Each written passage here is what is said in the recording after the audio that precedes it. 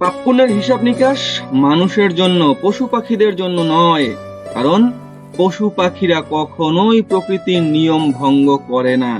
একটা বাঘ কখনোই চাল ডাল গম শাকসবজি খেতে যায় না। আবার একটা গরু কখনোই একটা হরিণকে কামড় দিতে যায় না। সমস্ত ধরনের পশু পক্ষী সরীসৃপ এবং অন্যান্য সমস্ত প্রাণী প্রকৃতির নিয়ম অবিচলিতভাবে পালন করে চলে।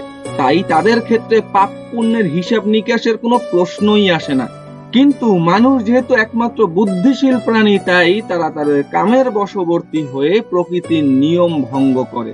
আর এই কারণেই মানুষের ক্ষেত্রেই পাপ পুণ্যের হিসাব নিকাশ হয়। যারা নিরামিষ ভোজী তারা মনে করতে পারেন আমি তো নিরামিষ খাই, তাহলে আমি হয়তো বা প্রকৃতির নিয়ম ভঙ্গ করছি না। কিন্তু এটা মনে করা একদমই ভুল। গাছেরও প্রাণ আছে।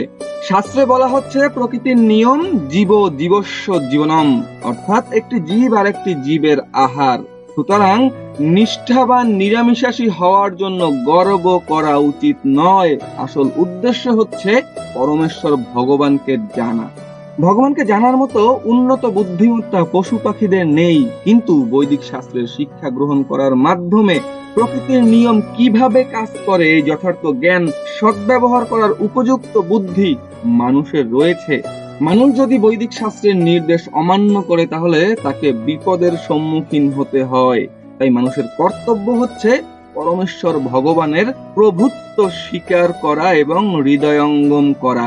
তার কর্তব্য হচ্ছে ভগবানের ভক্ত হওয়া, সবকিছু ভগবানের সেবায় উৎসর্গ করা এবং ভগবানকে নিবেদিত প্রসাদই কেবল গ্রহণ করা।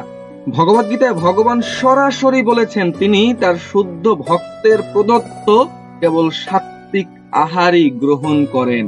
তাই মানুষকে কেবল নিরামিষাশী হলেই চলবে না, তাকে ভগবানের ভক্ত হতে হবে এবং তার সমস্ত আহার্য ভগবানকে নিবেদন করে এরপরে প্রসাদ রূপেই তা গ্রহণ করতে হবে।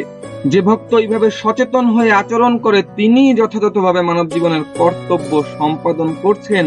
আর যে সমস্ত মানুষ ভগবানকে নিবেদন না করে আহার গ্রহণ করেন, তারা যদি নিরামিষও গ্রহণ করেন তারপরেও তারা কেবলমাত্র পাপ ভক্ষণই করছেন, আর এর পরিণামে তাকে দুঃখ ভোগ করতে হবে।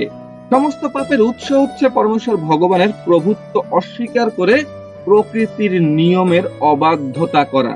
প্রকৃতির নিয়মের অবাধ্যতা, ভগবানের আদেশ অমান্য করা, এগুলো মানুষের সর্বনাশ ডেকে আনে। কেউ যদি যথার্থভাবে প্রকৃতিস্থ হন, প্রকৃতির নিয়ম সম্বন্ধে অবগত হন, অনর্থক আসক্তি অথবা বিরক্তির দ্বারা প্রভাবিত না হন, তাহলে ভগবান অবশ্যই তাকে কৃপা করেন এবং তিনি তখন নিঃসন্দেহে ভগবানের নিত্য আলয়ে ভগবত ধামে ফিরে যাওয়ার যোগ্যতা অর্জন করেন।